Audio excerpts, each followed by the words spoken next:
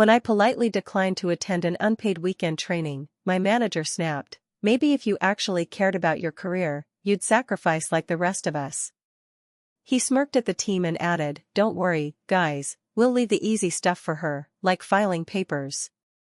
I quietly resigned 2 weeks later, but not before forwarding his emails about illegal labor practices to the Department of Labor. 6 months later, the entire division was under investigation. I used to think being good at your job was enough. You show up, you do your work, and people respect that. At least, that's how it should be. But that's not how things work when your boss is a guy like Vince. I worked in a logistics company about 20 minutes outside Cincinnati. Not a big city gig, just a medium-sized operation with about 30 people in the office. My role was admin coordinator, which basically meant I made sure every department ran on schedule. I handled the reports, data entry, vendor emails, supply orders, the kind of stuff no one notices until it stops getting done. I was there for 4 years. Never called out unless I was seriously sick. Stayed late when there was a real need. Helped train new hires.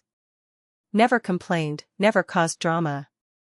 But I didn't play the politics game either. And that made me a target for Vince. Vince was our department manager.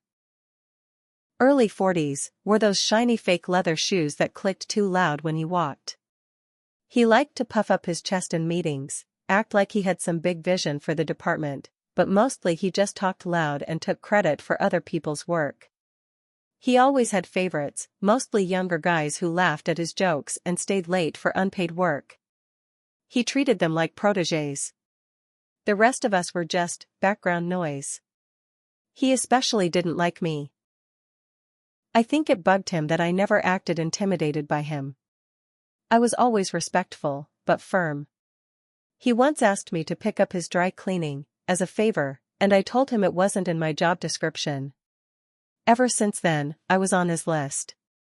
Anyway, the real story started one Thursday, about 4:30 p.m., right before closing. We were all winding down, cleaning our desks, shutting off screens. That's when Vince walked in and called for a quick team meeting in the break room. Nobody wanted to go, but we did. He stood by the coffee machine like he was about to announce we won the lottery. "I've got something exciting to share," he said. "This weekend, we're launching our first full-team weekend training event. Saturday and Sunday, 8 to 4. The room went quiet. He smiled. "It's going to be unpaid, of course. But this is about investing in your future. This is how we grow. Leadership noticed we're falling behind, and this will give us the edge." I stared at him. No warning, no planning, and he was expecting us to give up our weekend for free? I raised my hand. "Is this optional?" He looked at me like I'd just farted. "Well," he said slowly, "we're encouraging full participation. If you care about being part of a high-performance team, you'll be there." I shook my head. "I have prior commitments. I won't be attending." He blinked. Then came that nasty little smirk he always did when he was about to embarrass someone. "Maybe if you actually cared about your career," he said, loud enough for everyone to hear, "you'd make sacrifices like the rest of us." Then he turned to the group and added, "Don't worry, guys. We'll leave the easy stuff for her. Like filing papers. Or organizing the supply closet." A few people chuckled nervously. Nobody looked at me. I didn't say a word. I just stood up, left the break room, and went straight to my desk. My hands were shaking, but not from embarrassment. From anger. That night, I couldn't sleep. I kept replaying that moment in my head. His voice. That smirk. The way no one said a thing.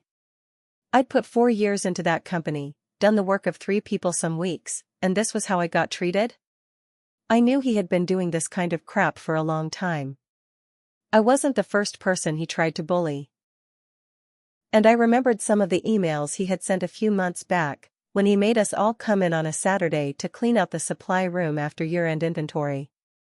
Unpaid. Mandatory, but only verbally. I kept copies of everything, part of my habit from working admin. So I sat down at my computer and opened my work email. I started digging. And what I found was even worse than I remembered. One email from Vince to another manager said, "Tell them it's mandatory, but don't use that word in emails. Just say it's a team building requirement." Another said, "Keep HR out of this, we'll rotate who comes in so no one can claim favoritism." And there were others. One where he told someone to backdate an invoice so they could meet quarterly compliance. Another where a junior staffer reported being uncomfortable with Vince's comments, and Vince replied, "She's too sensitive. We need someone with thicker skin." I downloaded everything. Every email I could find. I went through my personal folders too, anything that had attachments or notes from meetings where unpaid work was discussed. I put it all on a flash drive and made a backup on a private cloud account. Then I went to the Department of Labor website and filed a formal anonymous complaint. I wrote out everything. Names, dates, how long this had been going on, who else was involved. I attached the documents and hit submit. The next morning, I printed out my 2-week notice. I didn't say anything to anyone. I handed it to Vince around 9:30. He looked confused. "You're quitting?" "Yep." "Why?" "Found something better." He stared at me, like he couldn't believe I was walking away without groveling. He said, "You couldn't handle the heat, huh?" I just smiled. "Something like that." The last 2 weeks were awkward. People whispered behind my back, probably thinking I'd snapped because of the training. Vince didn't even say goodbye when I left. I started a remote job a few weeks later. Way better pay. Actual boundaries. My new boss treats me like a person, not a servant. Then, 6 months later, I got a message on LinkedIn from someone I used to work with, Katie, from accounting. Her message said, "Hey. Did you do this?" I had no idea what she meant. Then she called. Apparently, the Department of Labor had launched a formal investigation into the entire division. Someone from the DOL had shown up at the office with paperwork. They were going through payroll records, interviewing employees, reviewing email threads, and digging into every volunteer event that was tied to the job. HR had no idea it was coming. Vince looked like he'd seen a ghost when the auditor showed up. That wasn't all. Turns out, the audit uncovered more than just unpaid work. They found missing expense records, forged compliance logs, and multiple buried HR complaints. Some employees had been working 55-hour weeks with no overtime for years. And when the DOL found those emails about not putting things in writing, it was game over. 3 managers, including Vince, were put on leave immediately. Vince tried to shift blame to his team. He said we agreed to it all. But too many people were ready to talk. Quiet ones like me, who had saved everything. Last I heard, Vince got fired. HR is being overhauled. Legal is involved. And there's talk of a class action lawsuit from the employees. I never responded to Katie's message. I didn't need to. I knew exactly what I did. After I heard from Katie, I expected to feel happy. Proud, maybe. But honestly? I felt nervous.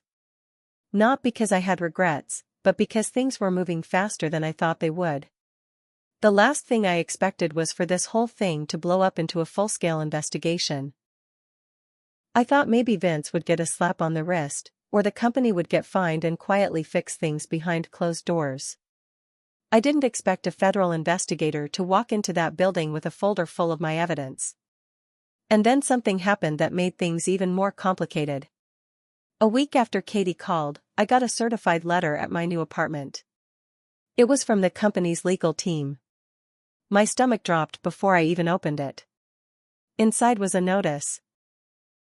They were requesting a deposition. They wanted to formally invite me to give a statement regarding my time at the company, the nature of any overtime work, and whether I had knowledge of management-level decisions related to labor compliance. It wasn't threatening exactly, more like pressure wrapped in legal language. They made it sound like it was in my best interest to cooperate fully and transparently, and they even offered to cover travel costs if I was willing to meet with them in person. I read the letter 3 times. Then I picked up the phone and called an employment lawyer. It cost me $350 for a 1-hour consultation, but it was the smartest move I made during the whole thing. The lawyer told me straight up, "They're not inviting you. They're fishing. They're trying to figure out who else knows what, and how deep this really goes. If you're the whistleblower, you need to stay anonymous. And if they pressure you beyond this letter, we'll be ready." I decided not to respond to the company directly. Instead, my lawyer sent them a brief statement on my behalf, explaining that I had no further comment at this time, and any questions should go through legal counsel. That was the end of that, at least for now. But things didn't calm down. They got messy. Katie kept me in the loop, even though I told her to be careful. She said people were panicking inside. Some employees were deleting old emails, trying to scrub calendar invites from their Outlook accounts, pretending like they were never part of the weekend shifts. The same people who laughed when Vince humiliated me in front of the team were now pretending they barely even knew him. One of the team leads, a guy named Derek, started pointing fingers. I remembered him well. He was Vince's right-hand man, always hanging around his office, always the first to volunteer for unpaid cleanup weekends. Now he was throwing people under the bus left and right, hoping to save his own skin. That's when the real twist came. Apparently, someone in IT, I don't know who, leaked internal messages showing that Vince and Derek were doing more than just forcing unpaid labor. They were also manipulating performance reviews. They had this side system they used. Not official HR records, but a spreadsheet they called the list. It was meant to track who was loyal and who was dead weight. The list had 3 color codes: green, team players, suck-ups, anyone who stayed late and never complained. Yellow, neutral. Did the work, but not engaged enough. Red, whiners. People who pushed back on unpaid hours, brought up HR complaints, or, get this, used all their sick days. My name was in red. So were 4 other people who had all mysteriously been pushed out or fired in the past year. Katie said the DOL team got a copy of that file. That changed everything. Because now it wasn't just about unpaid work. It was about retaliation. And retaliation is a big deal in labor law. Way bigger than Vince probably realized when he was smugly labeling people like me as dead weight. Then, out of nowhere, I got another message. This time, it wasn't from a coworker. It was from a woman named Tracy. She used to work in HR, but she had left about a year before I did. I barely remembered her. Her message said, "Hi, you don't know me well, but I think you were one of the only people left who wasn't playing their game. I saw what they were doing before I left. I tried to report it. I still have some old documents that I saved for my protection. If you're willing to talk, I'd like to share them." I think they proved the retaliation was company-wide, not just Vince. She gave me her phone number. I sat there, just staring at it for a long time. It was all becoming real now. This thing that started with a quiet no in a break room was turning into a full-scale collapse of an entire management structure. I didn't respond to Tracy right away. I needed to think. But part of me already knew. I'd walked away thinking I was done. But maybe I wasn't.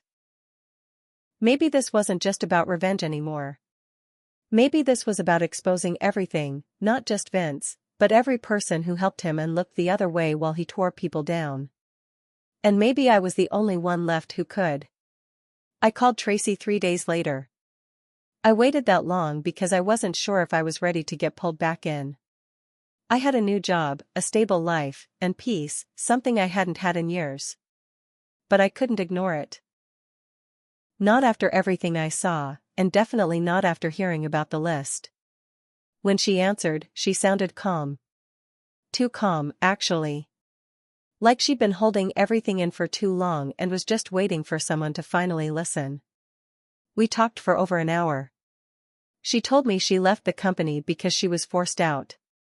Not officially fired, but pushed until she quit. She had flagged several red flags in the HR system, including inconsistencies in payroll records, mismatched time entries, and, most importantly, repeated complaints that were lost or never followed up on. She said Vince had a friend in the HR director, a guy named Rob. Rob had been with the company forever, and he was one of those old-school types, the kind who believed in loyalty over rules. Vince and Rob had a system. Complaints that came through HR about Vince were informally handled. That meant they never made it into the official database. No paper trail. No follow-up. Just disappearances. I tried to fix it, Tracy told me. I even went to corporate once. The day after I did, Rob moved me to a side project that had nothing to do with HR. 2 weeks later, I was asked if I wanted to transition out gracefully. I saw the writing on the wall. Then she told me something I didn't expect. Your name was on my desk, she said. You'd filed a formal concern about weekend hours 2 years ago. You probably don't remember. It was just a one-line note, something like, "Can we get clarification on weekend overtime policy?" You sent it after one of those Saturday shifts. It wasn't even a complaint, just a question. I sent it up the chain. I did remember that. Barely. I'd sent it after we had to come in on a Saturday with no notice. I was just trying to clarify policy. I didn't think twice about it. Well, she said, that was the start of it. Vince saw it as a challenge. After that, your name went from yellow to red. I'm sorry. She paused. But I kept the file. Tracy had saved several documents when she left, including a PDF export of all complaints that had been altered or deleted from the system. It showed original timestamps, authors, topics, and then edits made after submission. Her notes were detailed. One file showed a racial discrimination complaint that had been rewritten to sound like a personality conflict. Another showed a harassment report that was quietly marked resolved without investigation. The woman who submitted it was laid off 3 weeks later. And then there were time records. Dozens of them. Staff logged in from 8 to 6, or even longer, but their official timesheet was adjusted to show 8 to 4. No overtime. No justification. Just numbers changed. Tracy asked if I still had a lawyer. I said yes. She asked if I would share my lawyer's contact info with her. I agreed. 2 days later, they were in contact. Then things escalated again. Katie called me in a panic. She said someone inside the company had leaked names of suspected whistleblowers. An internal rumor was spreading that I was the one who had started all this. People were scared, not just of getting caught, but of getting blamed. And apparently, Vince was trying to twist the story. He was telling anyone who would listen that I had made up evidence. That I was a disgruntled former employee with a personal vendetta. That I'd manipulated emails and hacked the system. What he didn't know was that everything I submitted had come from his own forwarded messages, and from files that were never password protected. I started getting messages from old coworkers. Some angry, some scared. One said, "Why are you trying to take everyone down? We didn't do anything to you." Another said, "Thank you. I've wanted to speak up for years." And then, one day, I got an anonymous email. Just one sentence, "You should watch your back." I won't lie, that shook me. I told my lawyer. He reported it to the DOL. A few days later, the lead investigator handling the case called me directly. For the first time. She didn't tell me much, just that they were expanding the scope of the investigation. That they had received new testimony. That whistleblower protections were being strengthened, and that anyone trying to intimidate witnesses could be facing serious consequences. And then she said this, "We're no longer just looking at labor violations. We're looking at fraud, falsified documents, and retaliation. What you gave us was just the start." After I hung up, I sat in silence for a long time. I thought I was finished with this place. I thought I'd left the poison behind. But it was still spreading. And now that the truth was finally cracking through, the people who had thrived on fear were starting to panic. And people like me, the ones they underestimated, the ones they tried to shame into silence, we were the ones with the matches. This wasn't over. I never thought I'd end up right in the center of a legal firestorm. But there I was, dragged into it from all sides. People trying to silence me, others asking me to speak louder, and some who just wanted to save their own skin no matter what it cost. 2 months after Tracy and my lawyer connected, the real explosion hit. The Department of Labor had finished their initial investigation. But instead of wrapping things up, they passed everything over to the Department of Justice. This wasn't just about unpaid labor anymore. It had turned into a full-blown federal case. They had enough evidence to go after the company for fraud, labor violations, falsifying documents, and retaliation. Turns out, Vince wasn't just skirting overtime laws. He was also faking reports to corporate to make the division look more profitable. He inflated productivity numbers by logging hours that no one actually worked. Except, he used our real names to do it. They called it payroll theft and falsification of corporate records. It didn't stop with him. His buddy in HR, Rob? They found out he had been shredding physical complaint forms and replacing them with edited versions in the digital system. Every time someone filed something serious, Rob made it sound minor or irrelevant. Some of those complaints were about safety issues. One was about harassment that happened in the warehouse. A woman quit because no one followed up. Now it was back in the light. And Derek, Vince's right-hand guy, didn't just lie about the weekend hours. He had been getting kickbacks from a vendor we used for office supplies. Inflated invoices. False receipts. In exchange, the vendor took him on golf trips and paid for his hotel stays during training conferences that never actually happened. I was pulled into a deposition. Not with the company, with the DOJ. It was intense. They had all the documents Tracy and I had provided. They had phone logs, email threads, timecard data, even print jobs from the office printers. They asked me to verify which parts Vince had sent, what I had witnessed, who was in the room for certain meetings. They weren't playing around. And still, even then, part of me worried that nothing would happen. That somehow they'd all slip away like they always did. I was wrong.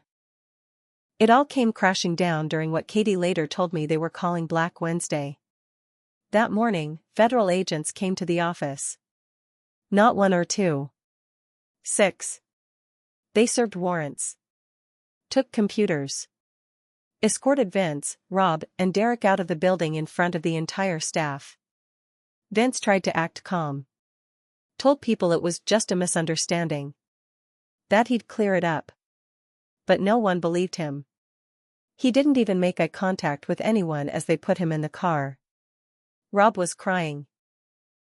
Straight up sobbing like a child. Derek tried to run, literally tried to sneak out the back before they got to his office. They caught him in the stairwell. The company released a public statement 2 days later, calling the entire thing deeply regrettable. They said the actions of a few didn't reflect the values of the organization. Then they fired 5 more people, including 2 directors I didn't even know were involved, and placed the entire division under external review. Corporate was cleaning house, fast. The lawsuit came next. A class action, filed by 22 former and current employees. I was named as one of the main witnesses. Vince ended up being charged with multiple counts of fraud, labor law violations, and obstruction. He took a plea deal to avoid jail, but had to pay back hundreds of thousands in restitution, lost his career, and was barred from holding any leadership role for 10 years. Rob got fired, blacklisted from HR work, and faced a civil suit from one of the employees he'd silenced. Last I heard, he moved out of state. Derek was hit the hardest. The vendor fraud put him in felony territory. He did 6 months in county jail and had to repay over $50,000 in stolen funds. His wife left him. His house got foreclosed. And the company? They were fined over $2 million in labor penalties. They issued public apologies. They tried to rebrand the entire department and offered settlements to dozens of employees. But the name of that office was forever tainted. As for me? I testified once. Quiet, calm, facts only. Then I went back to my life. But the fallout didn't miss me. The company tried to pressure LinkedIn into removing my profile, claiming I had defamed them. That didn't work. My lawyer shut that down fast. Someone sent an email to my new employer with a vague warning that I was disloyal and might hurt your business too. But here's the thing, I had told my new employer everything up front. They respected what I did. They stood by me. My boss even said, if you ever feel we're crossing a line, I want you to say something. We need people like you. That one sentence hit harder than any revenge. But I'm not going to lie. This whole thing changed me. There were days I felt scared. Tired. Angry. And there were nights when I asked myself if it was worth it. But then I remembered the day Vince stood in that break room and humiliated me in front of everyone. The smirk. The way people laughed. The way he reduced me to filing papers because I had the nerve to say no. And I think about how that small act, that quiet moment when I refused to play along, started all of this. Not because I screamed. Not because I got even. But because I paid attention. I took notes. I waited. And when the time was right, I let his own words burn the whole thing down. Revenge doesn't always look like shouting or slamming doors. Sometimes it's just knowing you were right, and letting the truth do the work for you. Vince used to say people like me didn't sacrifice enough. He was right, in a way. Because I never sacrificed my dignity. He sacrificed everything else.